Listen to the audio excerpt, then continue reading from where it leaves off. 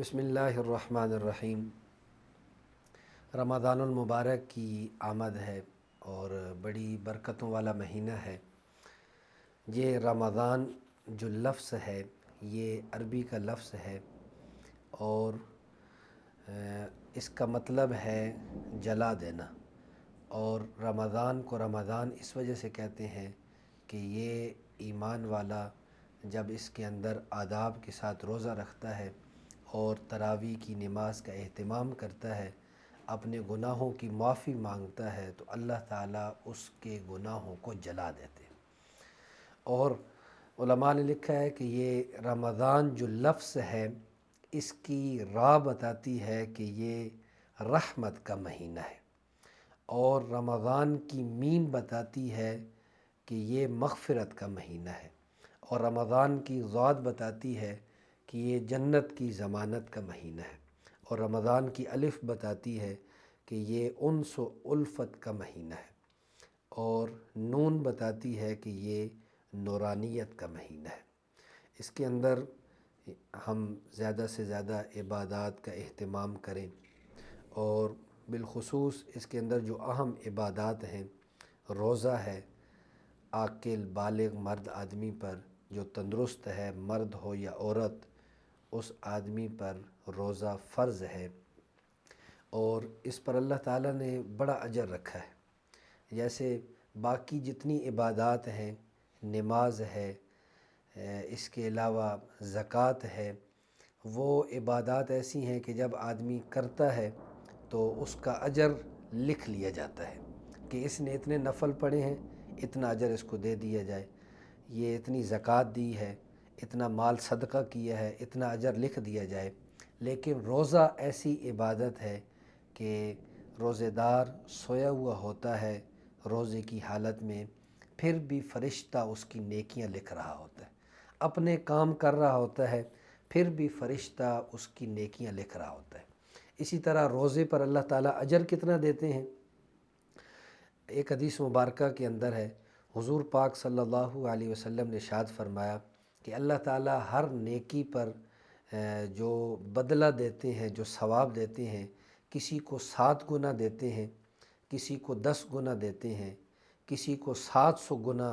اللہ تعالیٰ اجر عطا فرماتے ہیں۔ لیکن فرمایا جو روزہ ہے یہ اللہ تعالیٰ نے ارشاد فرمایا کہ اس پر اتنا اجر ہے کہ کوئی فرشتہ بھی نہیں لکھ سکتا، بلکہ قیامت کے دن اپنے بندے کو میں خود اجر دوں گا،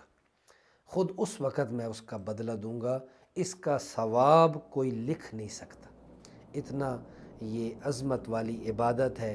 تو روزے کا جو مقصد ہے، جس طرح ہر چیز کا مقصد ہے، ہر عبادت کا مقصد ہے، روزے کا جو مقصد ہے کہ آدمی کے اندر تقوی پیدا ہو جائے، اللہ کا خوف پیدا ہو جائے، اللہ کا ڈر پیدا ہو جائے، آدمی اپنے آپ کو گناہوں سے بچانے والا بن جائے، اور گناہوں سے تب بھی بچے گا جب اللہ کا خوف دل کے اندر موجود ہوگا، اور یہ اللہ کا خوف جو ملتا ہے وہ جب آدمی روزہ آداب کے ساتھ رکھتا ہے۔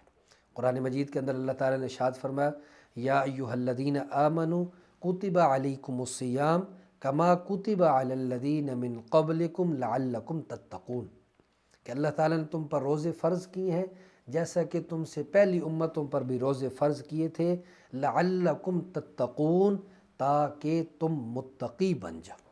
تم متقی بن جاؤ۔ تو روزہ آداب کے ساتھ جب ہم رکھیں گے تو انشاءاللہ اللہ تعالیٰ یہ تقوی کی دولت ہمیں عطا فرمائیں گے۔ اور دوسری عبادت ہے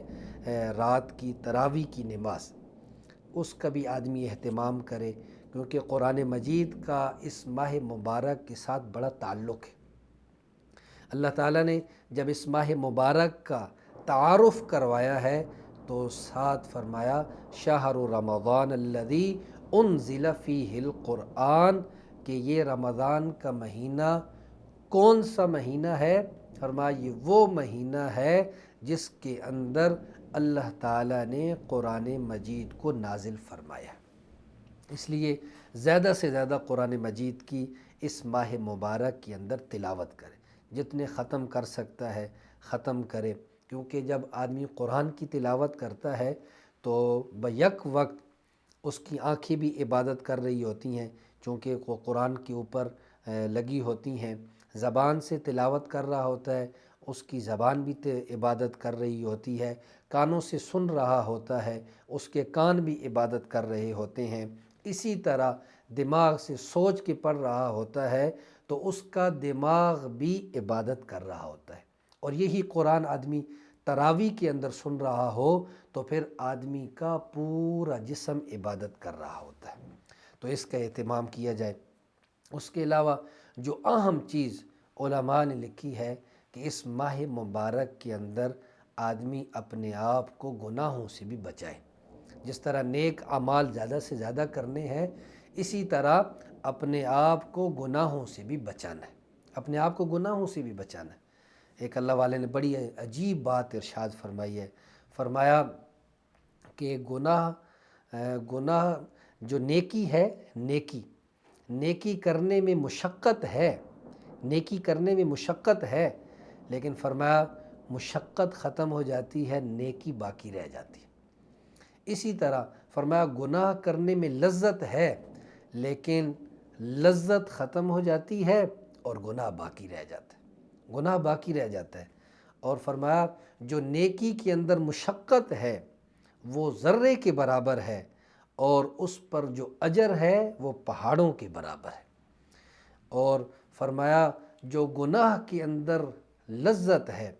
وہ قطرے کے برابر ہے، اور اس پر اللہ کی طرف سے جو عذاب ہے وہ سمندروں کے برابر ہے۔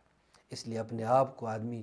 گناہوں سے بچائے، اس ماہ مبارک کے اندر زیادہ سے زیادہ عبادات کرے، اپنا مال اللہ کے راستے میں خرچ کرے، نوافل پڑھے، قرآن مجید کی تلاوت کرے، اپنے گناہوں کی معافی ہم مانگے۔ جس طرح یہ پہلا عشرہ ہے تو فرمایا یہ پہلا جو عشرہ ہوتا ہے یہ